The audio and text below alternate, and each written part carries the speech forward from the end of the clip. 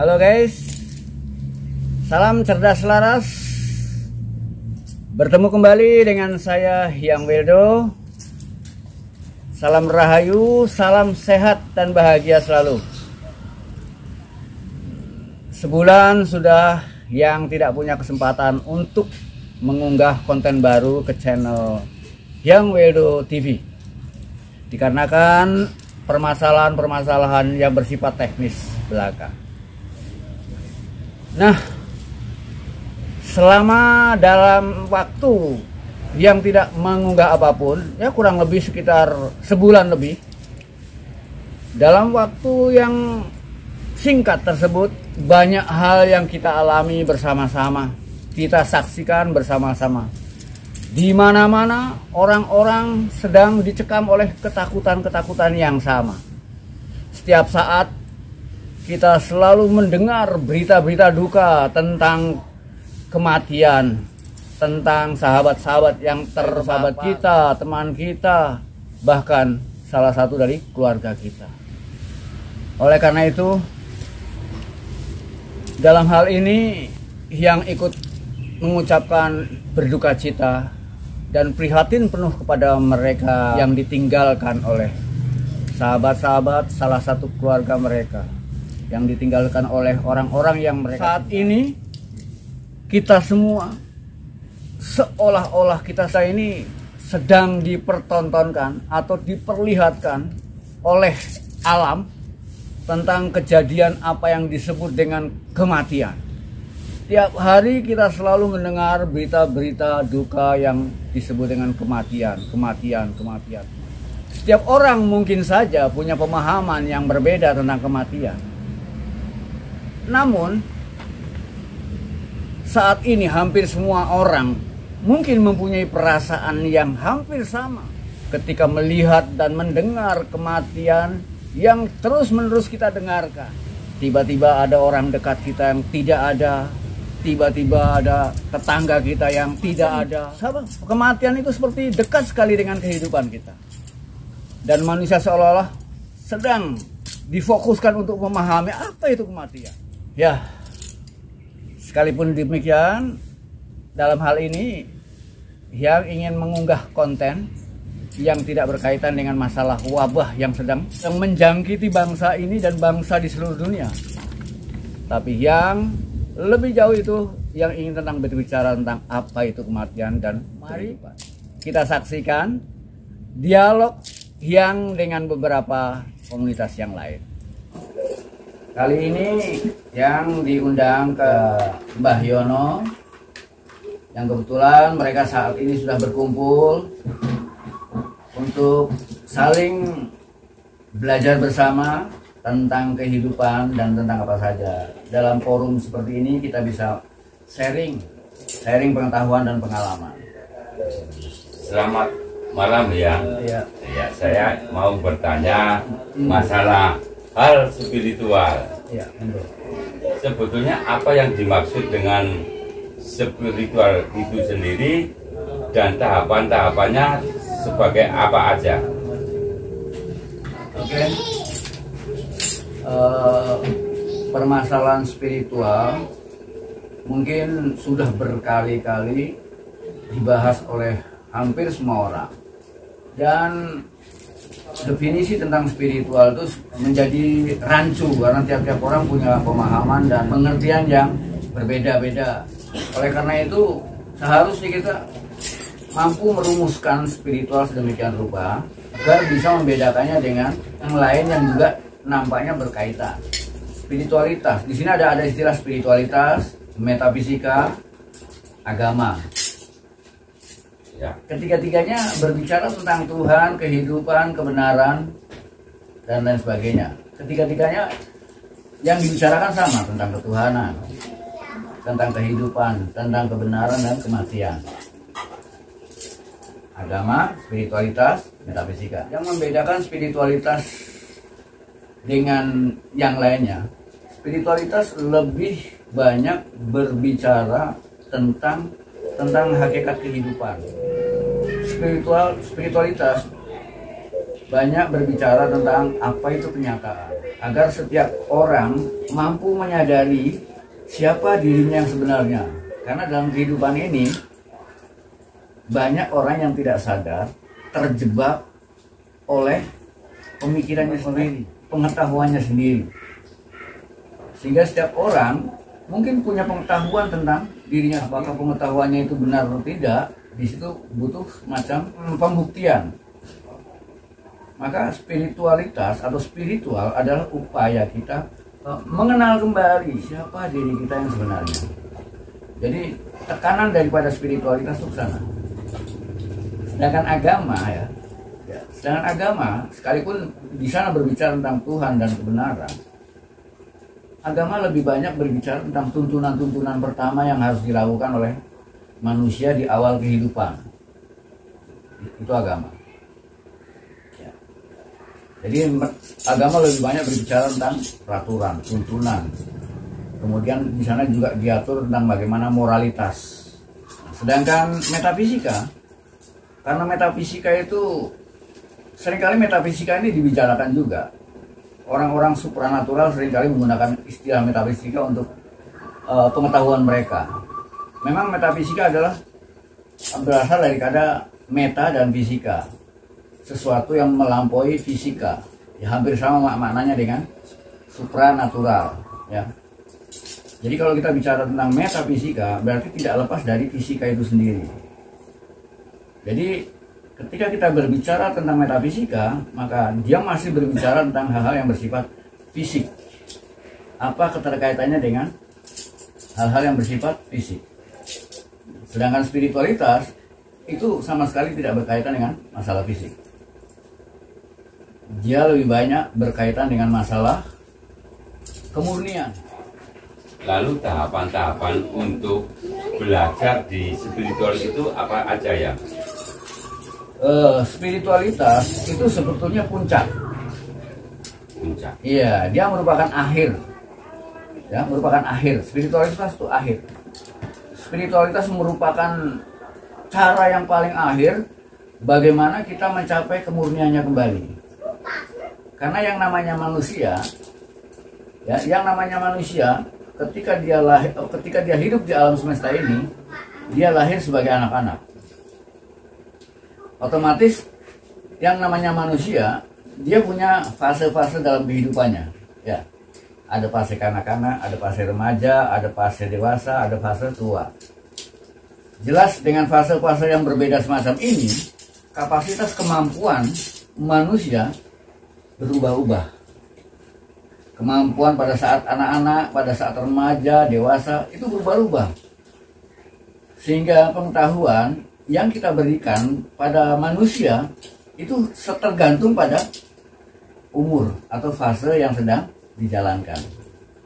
Nah, maka pengetahuan yang diberikan pada fase anak-anak inilah yang disebut agama. Ya. Yang disebut agama adalah pengetahuan, tuntunan yang diberikan pada masa kanak-kanak.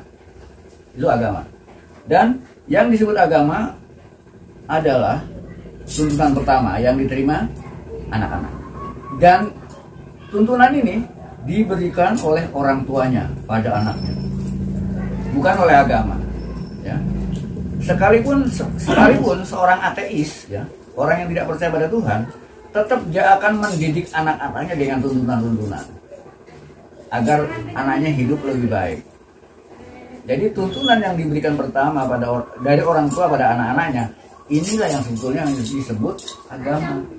Karena ada statement agama yang mengatakan bahwa bayi manusia pada saat bayi itu seperti kertas putih bersih yang membuat dia menjadi Kristen, Hindu, Buddha, Islam atau ateis adalah orang tuanya.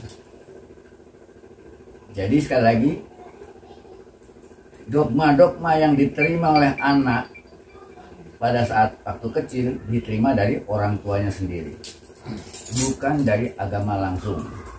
Ya, ini yang disebut dengan agama, secara personal maupun secara formal. Jadi Oleh karena itu ya, pengetahuan yang diperoleh oleh anak pada saat masih anak-anak ini terbatas dan terbungkus. Pengetahuan ini akan menjadi sebuah keyakinan bagi manusia, dan keyakinan ini mungkin akan dipegang sampai tua. Padahal keyakinan yang kita bangun pada waktu masih kanak-kanak itu belum sempurna, karena kita masih menerima pengetahuan yang terbatas dan terbungkus.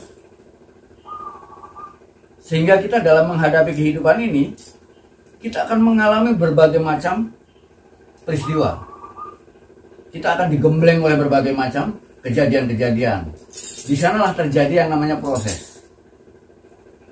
Ketika anak-anak itu menjadi remaja, dia membutuhkan pengetahuan yang lain. Anak remaja mulai bersosialisasi, mulai keluar dari rumah, mulai bergaul dengan orang lain, dengan teman-temannya. Di sana dia bertemu dengan nilai-nilai lain. Mungkin terjadi perdebatan, pertengkaran, dan lain sebagainya. Ini remaja, butuh pengetahuan lain, butuh wawasan lain. Begitu dia manusia ketika dewasa, maka manusia dewasa ini mulai melihat adanya fakta, adanya apa? Pada waktu remaja, pada waktu anak-anak, mungkin seorang anak punya cita-cita, aku ingin jadi ini, ya. Tapi pada saat dia mendekati dewasa, dia mulai melihat bahwa untuk menjadi ini itu ternyata nggak gampang. Banyak tantangan yang harus dilewati.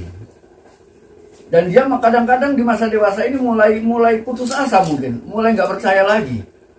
Kira-kira bisa nggak aku mencapai apa yang kuinginkan? Di sini mulai yang namanya ujian-ujian, orang-orang menyebutnya sebagai ujian, tantangan, dan manusia dewasa mulai teruji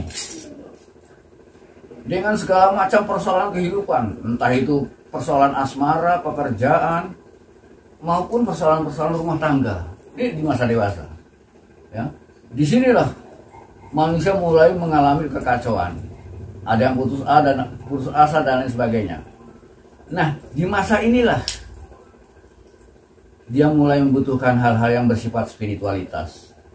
Dia butuh untuk membangun kembali keyakinan-keyakinan yang baru. Yang selama ini dia berpegang pada keyakinan-keyakinan lama yang dibangun oleh agama.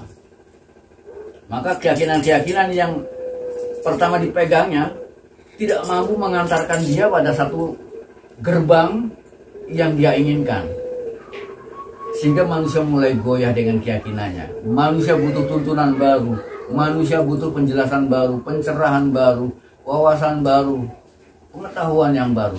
Maka spiritualitas adalah merupakan langkah selanjutnya. Begitu Mas Mbah Geng? Oh iya. Jadi istilahnya dalam proses perjalanan hidup akhirnya mencapai tingkat spiritual yang lebih tinggi. Monggo, selamat. Rahayu, yang Waldo. Rahayu. Saya mau bertanya tentang reinkarnasi. Ya. Apakah reinkarnasi itu ada, apakah tidak ada? Dan bagaimana menjalankan hidup untuk mencapai kesempurnaan dalam kehidupan kembali setelah kematian. Ya, oke. Terima kasih, Yang Waldo. Ya. Permasalahan reinkarnasi itu permasalahan sangat yang misteri, ya, sehingga orang mungkin cukup meyakini bahwa reinkarnasi nggak jauh beda dengan misterinya surga dan neraka. Bagi orang-orang Islam mungkin surga dan neraka itu hanya meyakini ada atau tidak. Begitu pula berita tentang hidup kembali. Karena memang secara nalar atau secara empiris sulit dibuktikannya. Tapi kalau kita mau berbicara lebih jauh, semua saling terkait. Bahkan reinkarnasi itu secara logis lebih logis ketimbang surga dan neraka.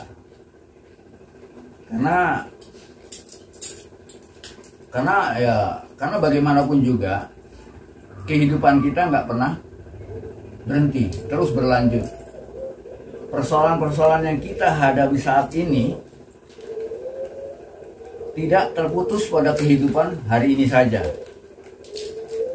Harus ada sambungannya. Kalau tidak ada sambungannya, berarti tidak ada keadilan. Ya. Seperti penjahat-penjahat yang telah katakanlah yang telah merugikan banyak orang, kemudian mereka mati. Apakah kemudian mereka disiksa dalam kehidupannya, dalam kematiannya? Jelas siksa yang disiksa dalam kematiannya ya, dalam neraka misalnya, itu malah nggak logis.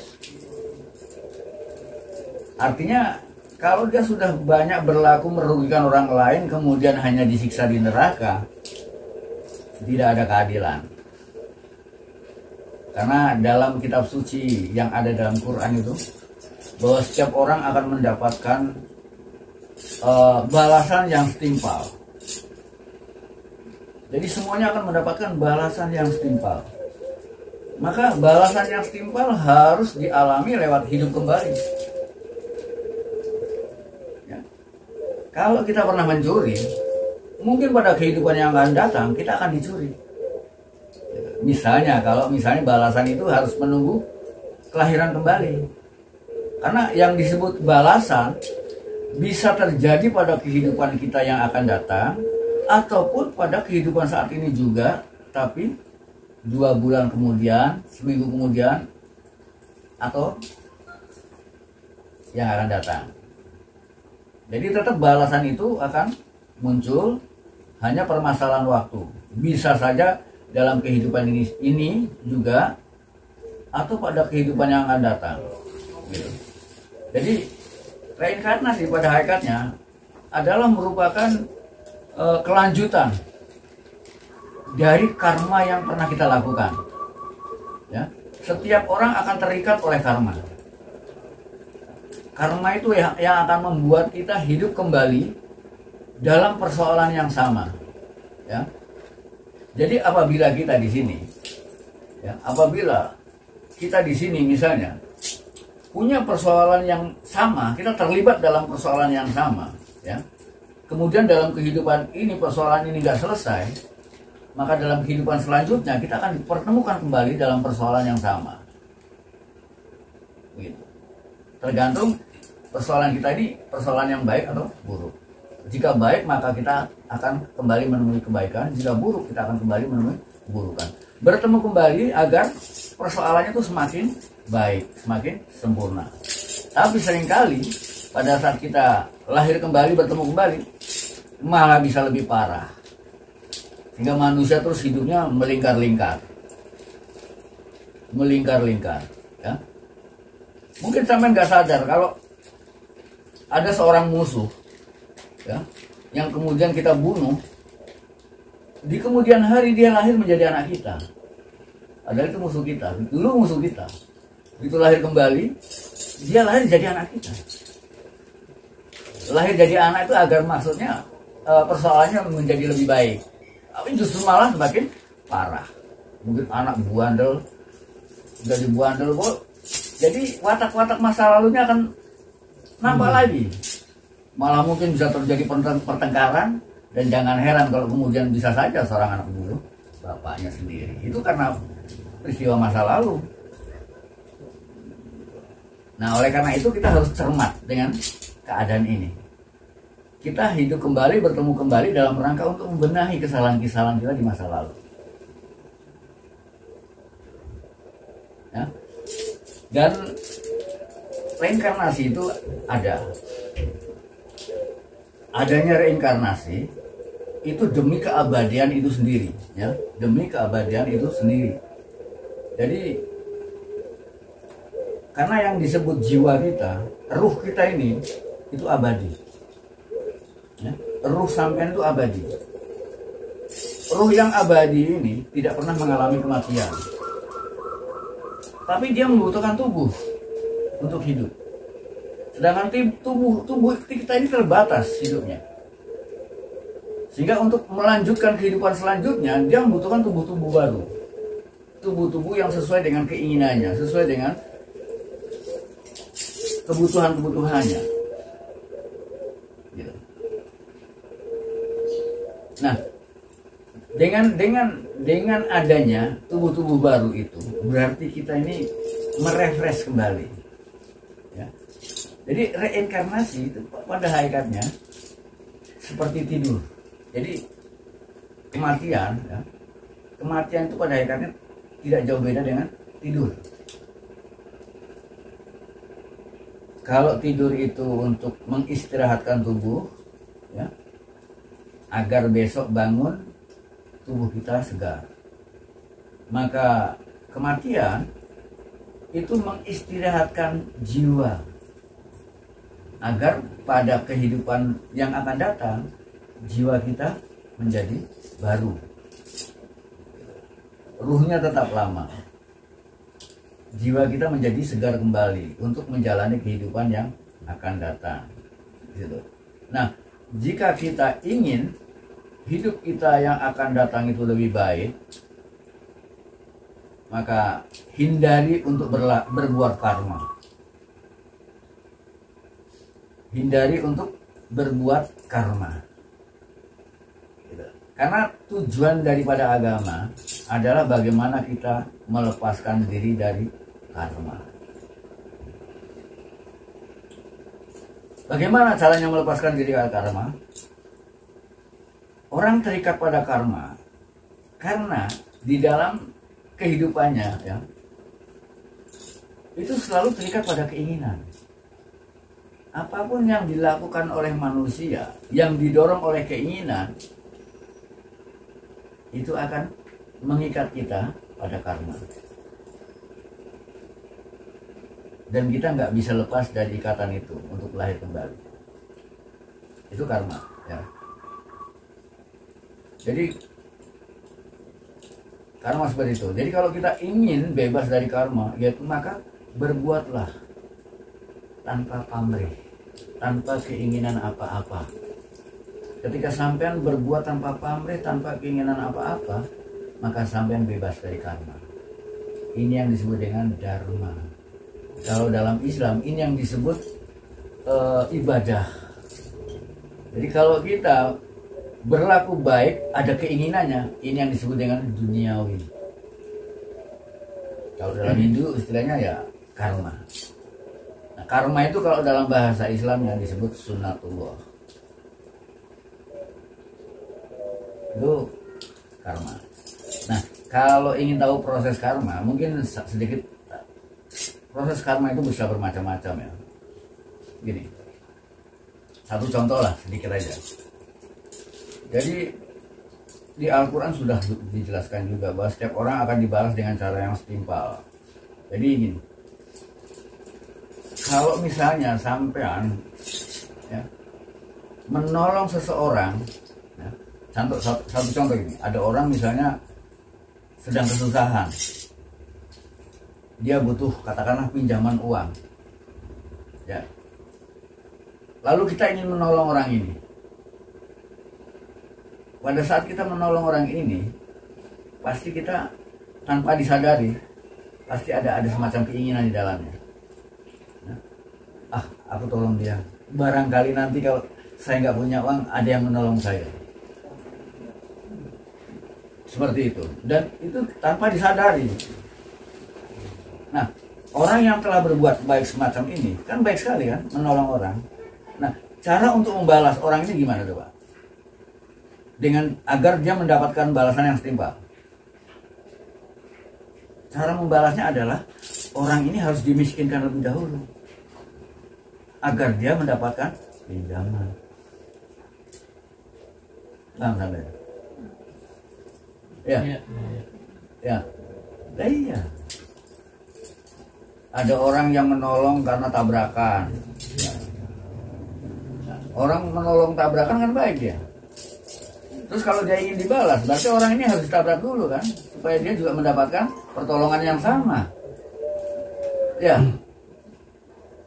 Enak nggak coba? Perbuatannya baik, menolong orang dari tabrakan, ya kan? Tapi karena ingin dibalas, ya otomatis dia harus ditabrak dulu supaya dapat balasan yang sama. Iya. Loh, hati-hati loh, ini hukum karma. Tapi kalau kita menolong apapun juga tanpa ingin dibalas, itu beda, ya. Di situ karma. Orang kalau tahu hukum karma, hati-hati hidupnya. Jadi orang kalau menolong harus secara ikhlas gitu. Harus ikhlas. Orang menolong itu kan baik, tapi dia nggak tahu kalau kemudian hari dia celaka gara-gara dia menolong. Dan banyak orang-orang yang celaka karena ini, yang banyak yang curhat sama Hyang. Tapi Hyang seringkali bercerita tentang orang ini berkali-kali lah. Kali ini saya nggak pengen cerita ya. Seperti itu. Ya, jadi untuk kedepannya berbuatlah tanpa pamrih. Berbuatlah sebaik mungkin tanpa pamrih, gitu. Monggo dilanjut yang lain. Gimana jawabannya tadi? Sudah? Bisa Bang ya. Monggo selanjutnya siapa yang bertanya? Mas, Mas saya, Mas Grace atau siapa?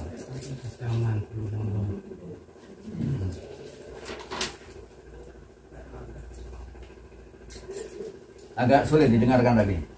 Enggak. hanya orang-orang belajar nafsi tidak bisa masuk ke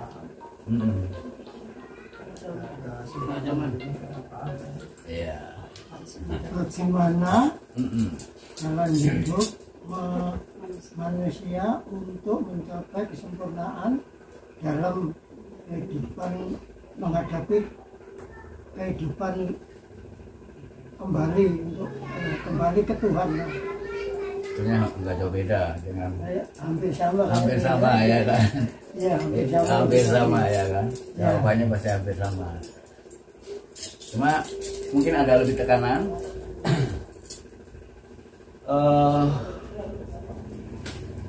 Lebih tekanannya begini. Banyak orang nggak tahu sebetulnya tujuan daripada kehidupan ini apa. Banyak orang berprasangka bahwa tujuan dari hidup adalah kematian, ya kan? Sehingga orang seolah-olah berlomba-lomba untuk mencapai kematian yang baik, gitu. Sampai-sampai ada orang yang berani, apa kata Allah, mengorbankan diri untuk sebuah ideologis, ya, di mana dia percaya pada doktrin bahwa sesudah dia berani melakukan pengorbanan diri, dia akan mendapatkan surga langsung. Seolah-olah surga adalah merupakan tujuan daripada kehidupan. Dan ini banyak dipahami oleh orang-orang agama. Seolah-olah hidup ini sia-sia, hidup ini hanya sebagai apa? Hanya sebagai jalan untuk mencari surga saja. Itu satu kekeliruan sebetulnya. Kehidupan ini adalah buah dari tanaman kita yang pernah kita tanam di masa lalu. Jadi kehidupan ini buah, tahu buah ya? Buah itu hasil dari pohon yang pernah kita tanam di masa lalu. Manis atau pahit yang sampean rasakan itu juga cara sampean menyikapi hidup ini.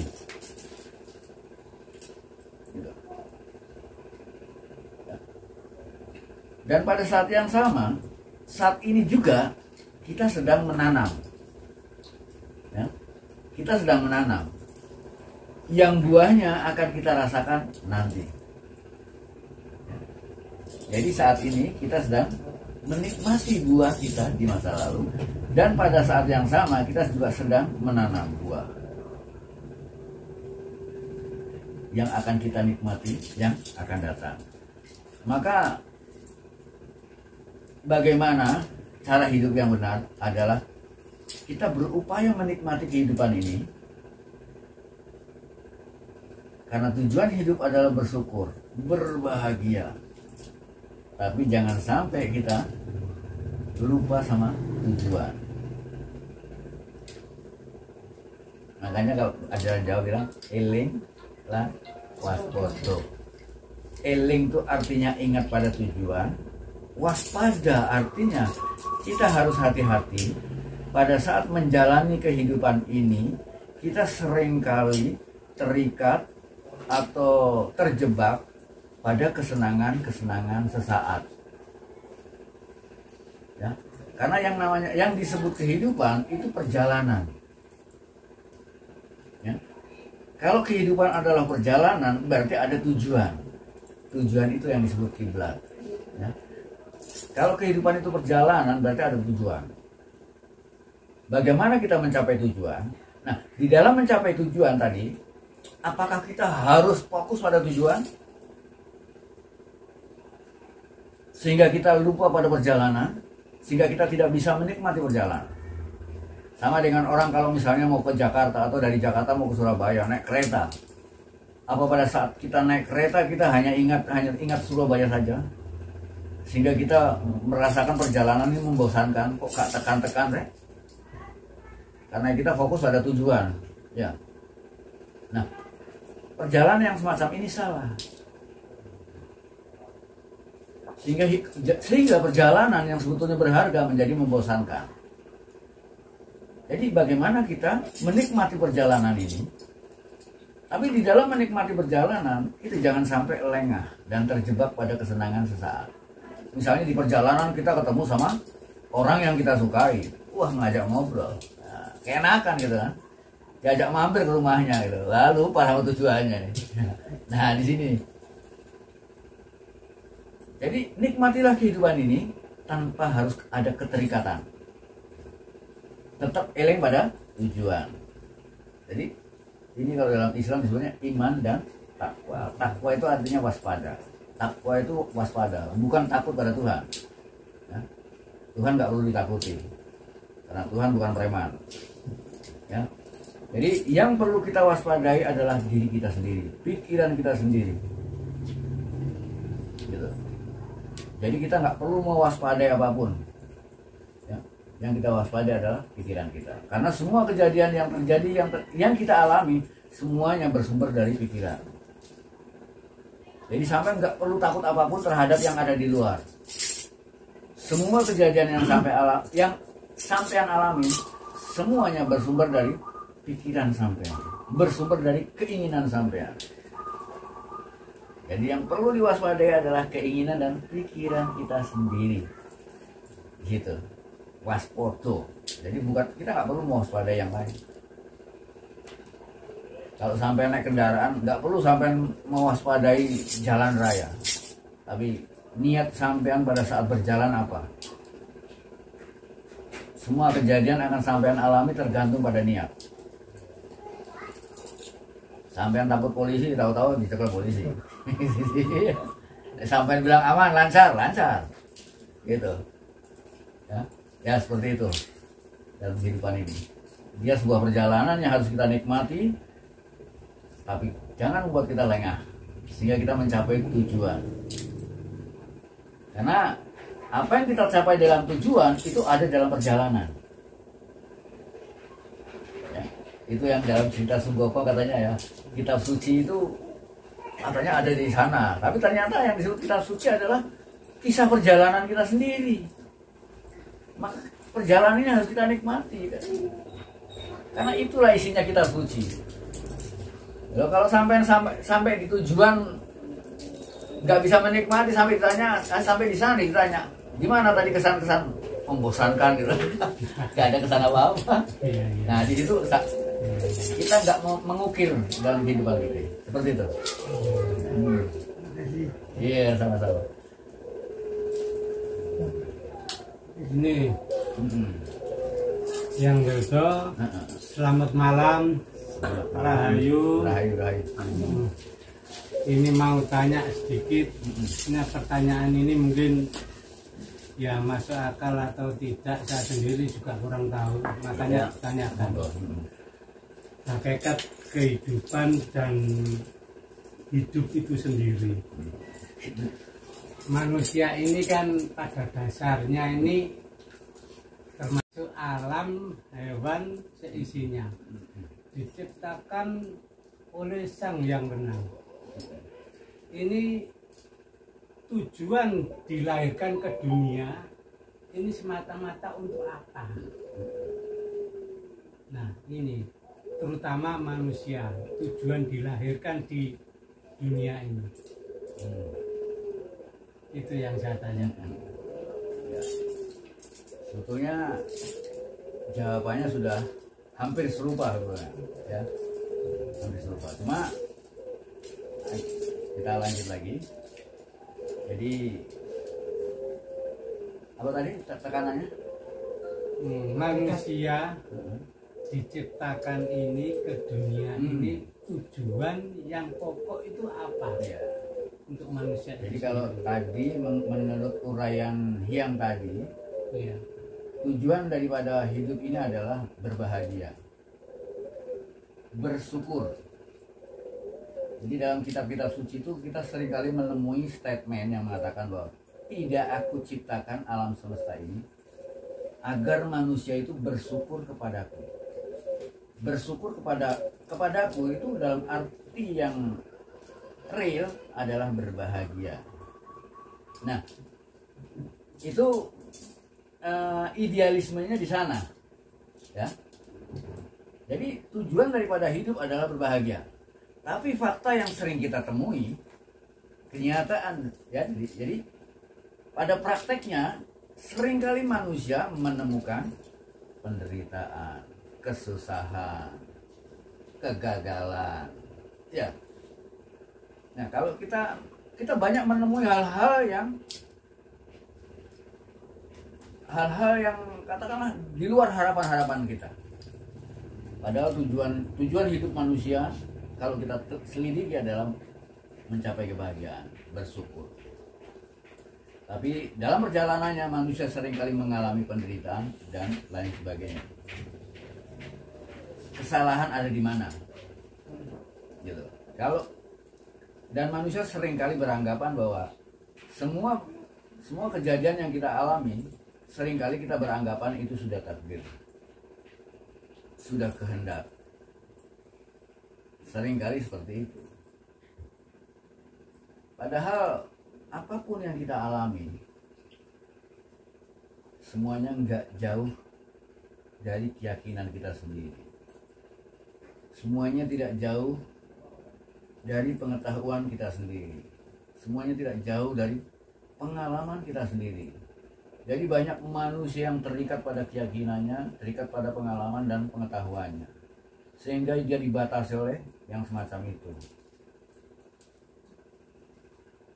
Penderitaan-penderitaan yang dialami oleh manusia dalam kehidupannya itu diakibatkan oleh adanya keinginan-keinginan. Jadi ini yang membuat manusia lengah. Karena tujuan manusia diciptakan itu ya tadi, agar bersyukur kepadaku. Kalau misalkan pertanyaannya ke poin yang langsung ke sana. Jadi bagaimana kita mencoba untuk mencari kejelasan. Kalau tujuan hidup adalah berbahagia, kenapa kita harus mengalami ketidakbahagiaan dahulu, penderitaan lebih dahulu? Ada apa di sini?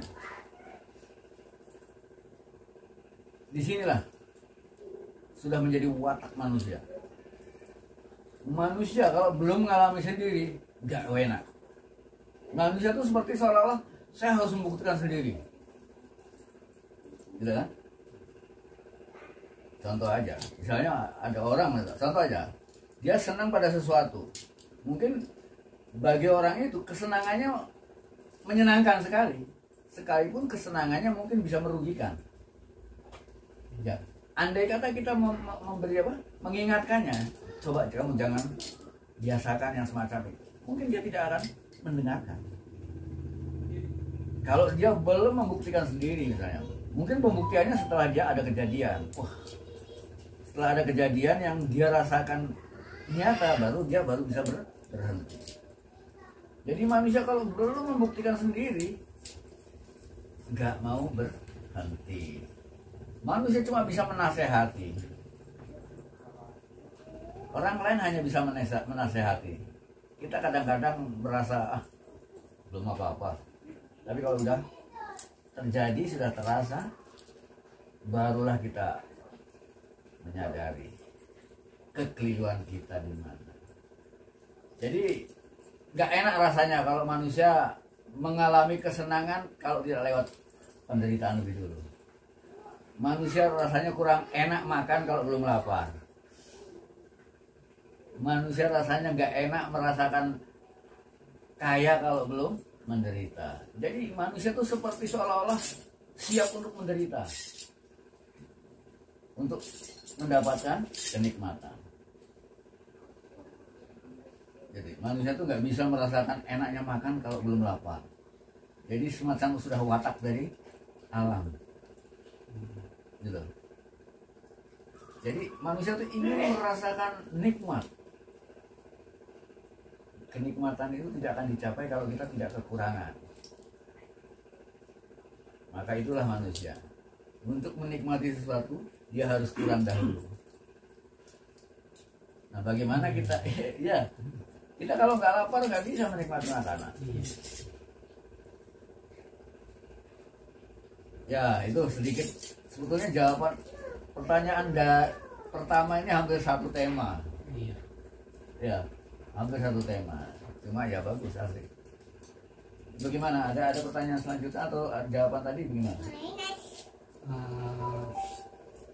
Sebenarnya ya sama ya untuk pertanyaan ini. Cuman dari kehidupan itu sendiri itu sebenarnya apa? Kehidupan itu sendiri apa?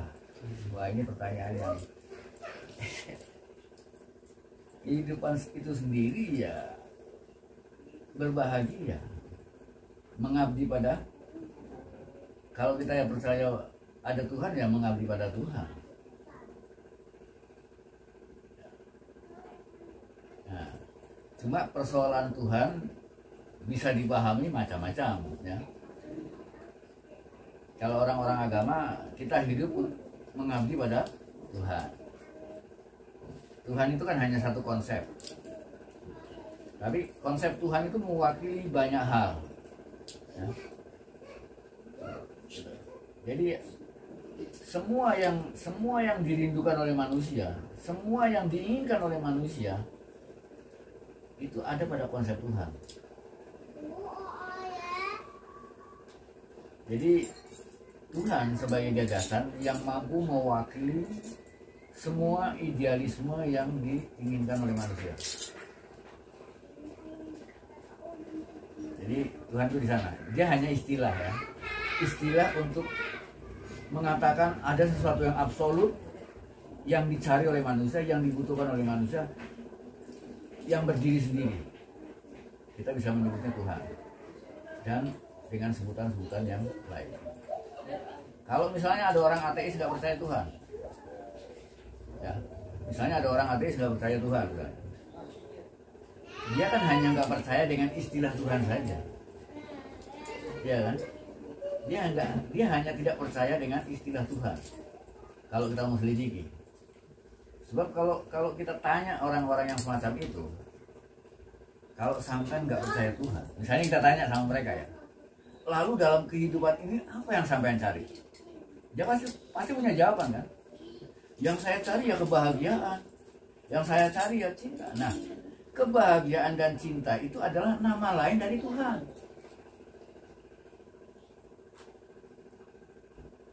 Ya? Kalau orang dalam hidupnya nggak ada lagi yang dicari, nggak ada yang lagi dibutuhkan, nah ini baru betul-betul orang yang sempurna nggak percaya Tuhan.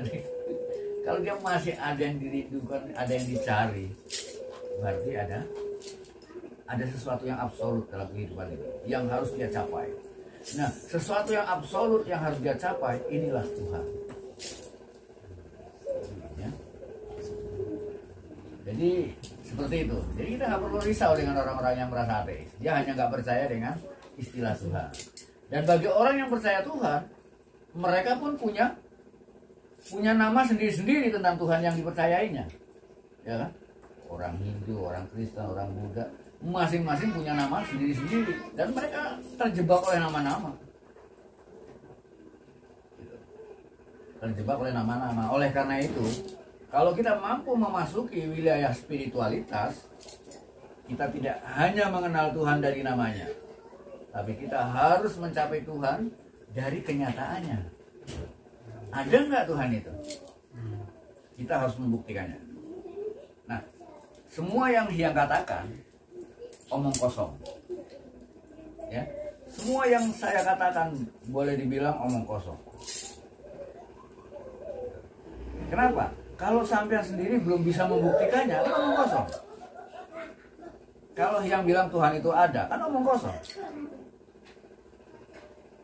Kehidupan itu yang akan datang ada misalnya, itu akan jadi omong kosong. Tapi kalau sampean mampu membuktikannya, maka sampean akan mengetahui kebenaran apa yang katakan. Makanya yang bilang semua yang saya katakan bullshit. Bahkan semua pernyataan-pernyataan yang dikatakan oleh nabi-nabi pun juga bisa disebut omong kosong. Kalau kita sendiri tidak mampu membuktikannya. Kebenaran itu bagi nabi tidak bullshit karena dia sudah membuktikannya. Bagi saya, adanya Tuhan itu bukan omong kosong. Tapi bagi yang lain yang belum membuktikannya, ya jelas omong kosong. Maka mampu mencapai Tuhan, mengalaminya, itu kebahagiaan tersendiri. Nah, mungkin lebih spesifiknya ke sana. Tujuan daripada hidup adalah bagaimana ciptaan menemui penciptanya. Ya kan? Kalau kita ini sebagai seorang ciptaan ya harusnya kita mencari penciptaannya. So, boleh sih gawe aku ini. Ya, begitu. Selamat malam, ya. Selamat malam, Rahayu. Ini mau tanya masalah apa arti makna dari syahadat Panatagama dan sholat yang sesungguhnya. Iya. Mungkin ini ada dua pertanyaan yang bisa yang jawab. Kalau kita berbicara tentang syahadat dan sholat, ya, itu sebetulnya ada 5 sebetulnya ya. Dan 5-5-nya nggak boleh kita lupakan karena itu merupakan satu paket. Merupakan satu paket. Jadi 5-5-nya ini yang orang Islam menyebutnya rukun Islam. Tapi yang menyebutnya sebagai 5 disiplin pengembangan diri. Jadi rukun Islam itu merupakan 5 disiplin, 5 cara untuk mengembangkan diri sendiri. Pertama adalah syahadat, 2 sholat, ketiga puasa, zakat, haji. Apa itu syahadat? Syahadat, kalau kita uraikan lebih spesifik, ya. Kalau kita uraikan secara syariat di tingkat pertama, syahadat itu hanya mengucapkan 2 kalimat syahadat yang disebut yang bersaksi bahwa tidak ada Tuhan selain Allah dan Muhammad utusannya. Di situ yang perlu kita pahami dalam syahadat, kita bersaksi ada 2 hal dalam kehidupan ini, yaitu Tuhan sebagai yang maha kekal dan Muhammad sebagai utusannya. 2 hal ini ada dalam alam semesta maupun ada dalam diri kita. Di dalam diri kita yang maha kekal itu adalah ruh, ya. Sebagaimana Muhammad adalah utusannya Allah, ya.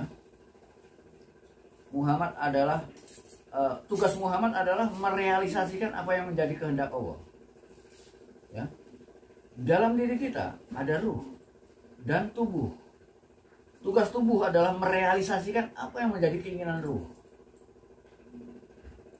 Ya.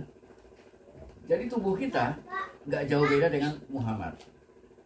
Tubuh kita adalah utusan dari ruh kita, seperti Muhammad utusan Allah. Ya.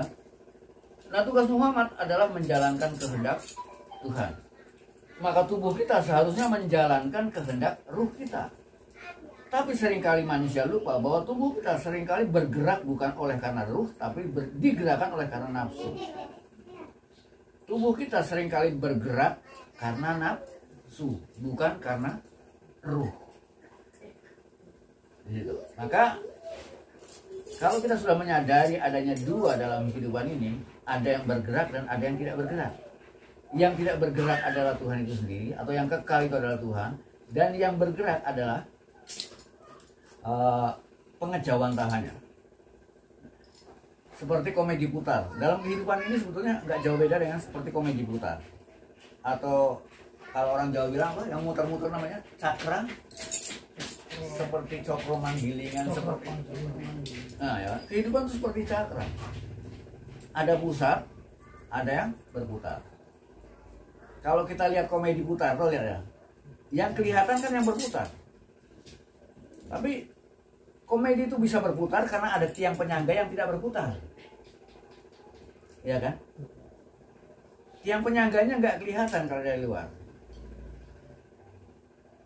Jadi ada tiang penyangga yang tidak berputar, sehingga terjadinya putaran. Nah, yang berputar ini yang disebut Muhammad. Sedangkan yang diam di tengah itu Allah. Ruh kita adalah pusat, tubuh kita ini bergerak, berputar di situ. Nah, bagaimana agar tubuh kita ini mengikuti keinginan ruh, bukan keinginan nafsu? Itu yang disebut sholat.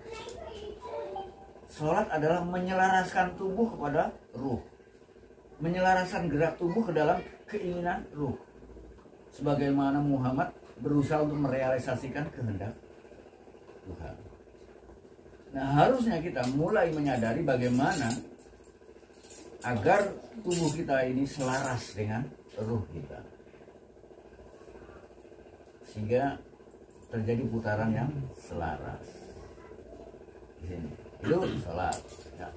Nah, kalau di dalam puasa, inti daripada puasa, kalau kita kupas lebih jauh, adalah mengendalikan diri. Ya kan? Puasa itu mengendalikan diri. Maka di sini yang disebut ruh harus kita tempatkan sebagai pengendali, mengendalikan tubuhnya. Nah, itu di sana inti puasa. Bagaimana bagaimana ruh bekerja sebagai pengendali dan tubuh ada di bawah kendalinya. Tubuh dengan seluruh nafsunya ada di bawah kendali. Itu inti daripada puasa.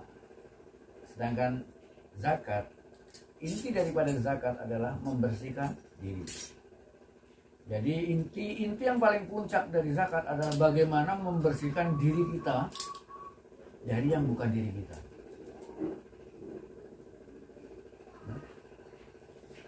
Bagaimana kita mengetahui diri kita yang sebenarnya. Berarti selama ini yang kita ketahui tentang diri kita bukan yang sebenarnya. Nah, diri kita yang bukan sebenarnya ini harus kita singkirkan dari diri kita yang sebenarnya. Ini yang disebut dengan zakat. Menyingkirkan semua konsep kita tentang diri dari diri kita yang sebenarnya. Nah, diri kita yang sebenarnya ini yang disebut dengan jati diri. Pada hakikatnya rukun Islam adalah merupakan 5 disiplin untuk mengembangkan jati diri.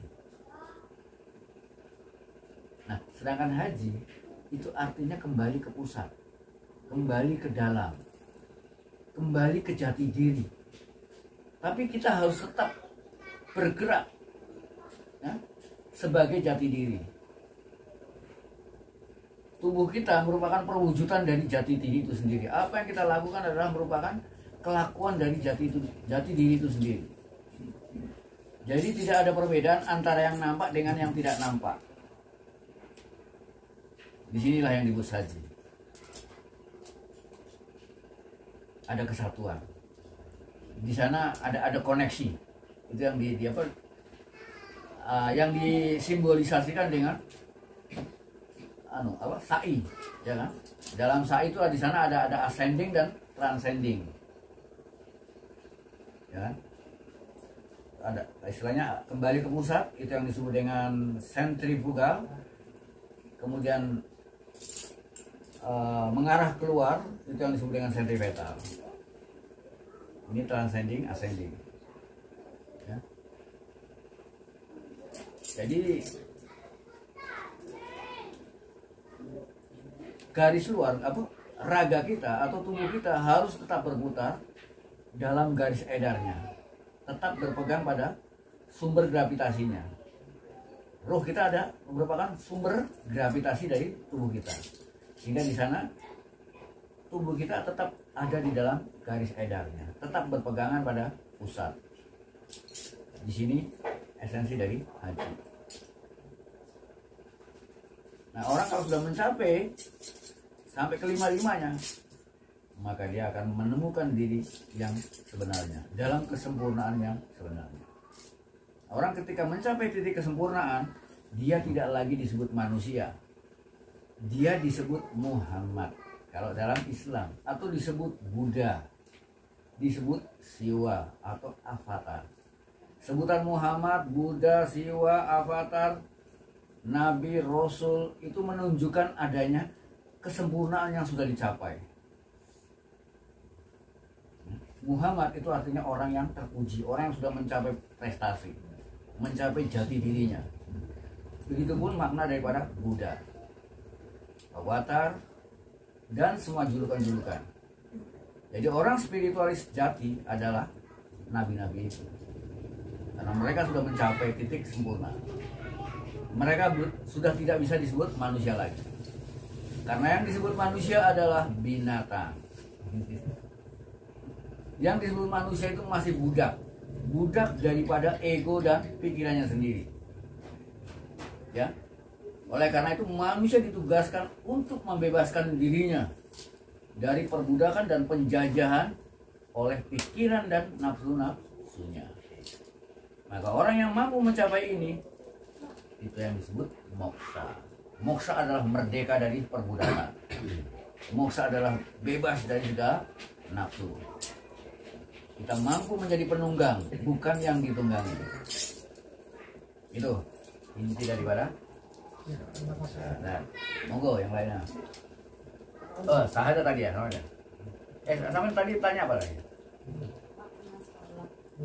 Sudah terjawab ya. Sudah terjawab. Nah, sampai sini tadi apa? Sudah dijawab. Oh. Siapa ya, Bang? Siapa yang belum? Monggo. Selamat malam yang. Selamat malam. Rahayu.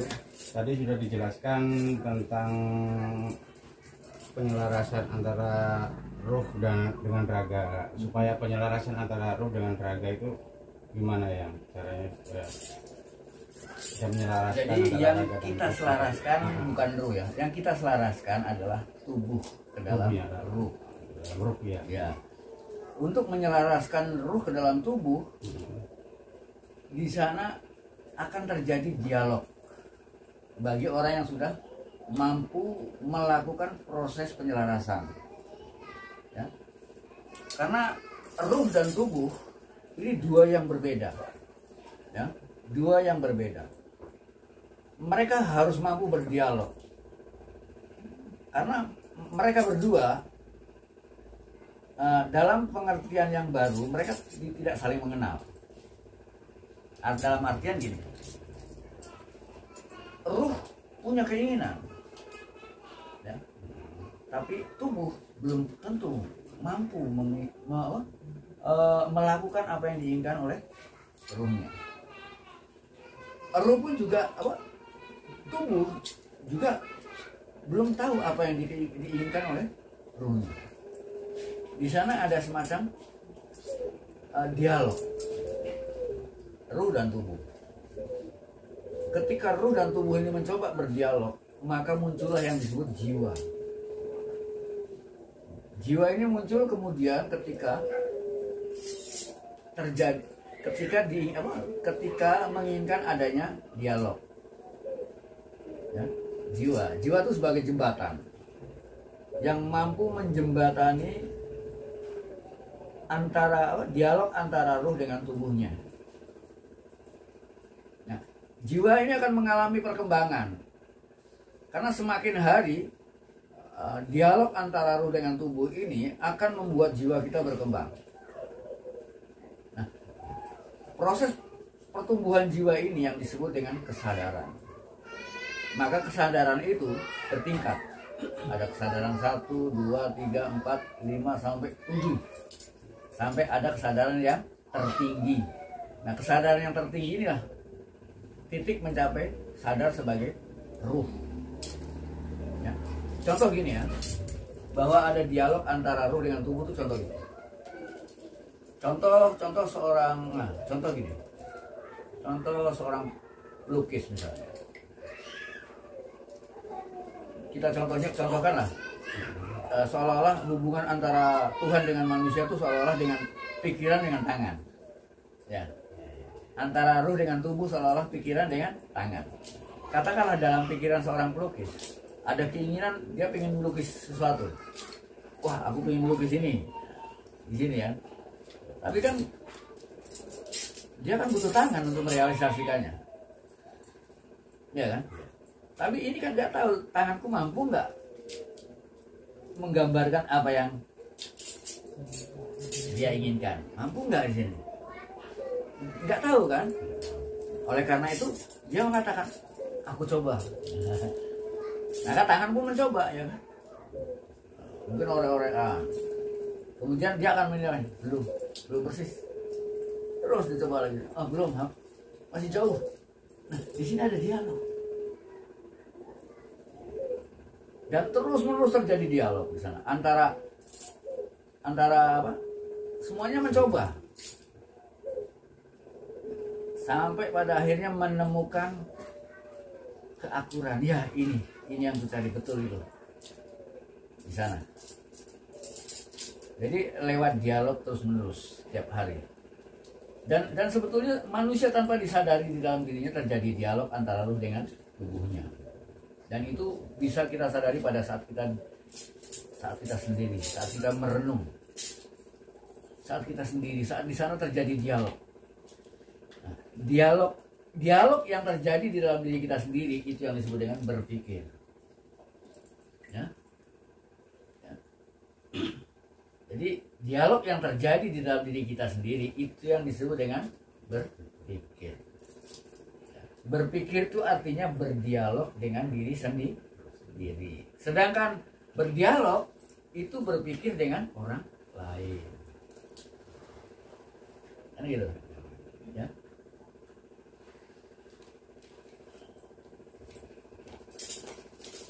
Gimana? Ada yang belum terjawab atau mungkin bisa dikembangkan lagi? Tadi pertanyaannya apa tadi? Penyelarasan dengan tubuh dengan roh tadi supaya mungkin ada cara. Oh iya. penyelarasan.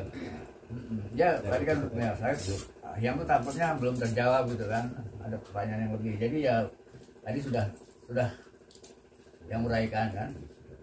Tinggal sekarang prakteknya pada diri sampai sendiri gimana? Mungkin ya.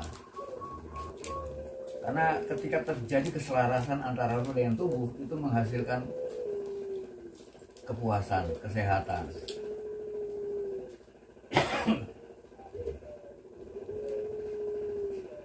Kalau prakteknya yang sering yang lakukan adalah dengan cara menari. Dalam menari kita mencoba untuk merasakan atau mencoba untuk mengetahui adanya gerakan-gerakan halus dari ruh. Di sana kita mencoba mendiamkan tubuh kita untuk tidak digerakkan oleh apapun. Tidak digerakkan oleh keinginan, tidak digerakkan oleh pikiran, tidak digerakkan oleh syarat-syarat tertentu.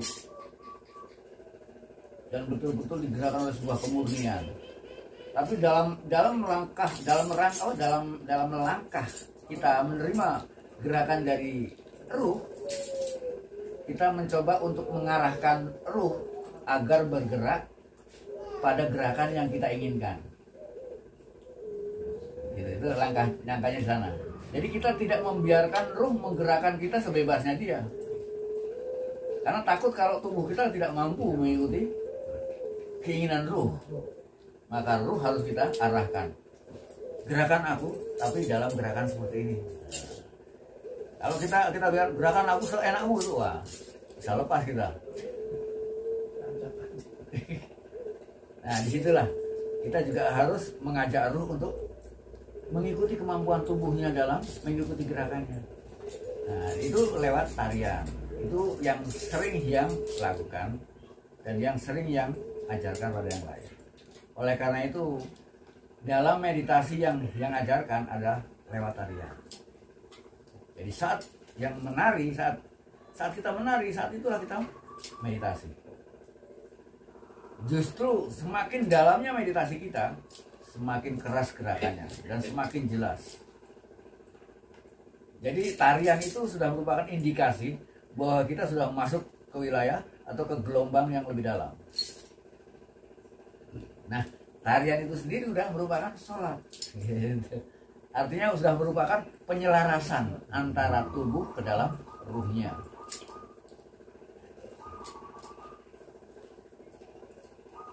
Ya, seperti itu.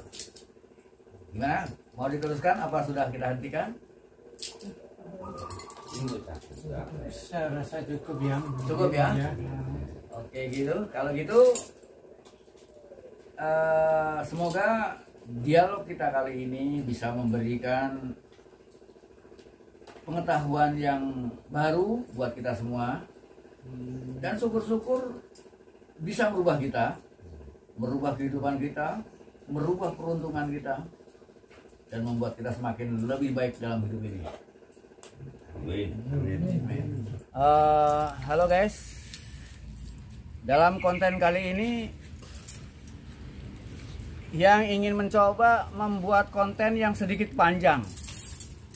Biasanya yang di dalam satu kali dialog yang bagi menjadi 3 atau 5 bagian, sehingga setiap bagian itu sekitar 10 menit.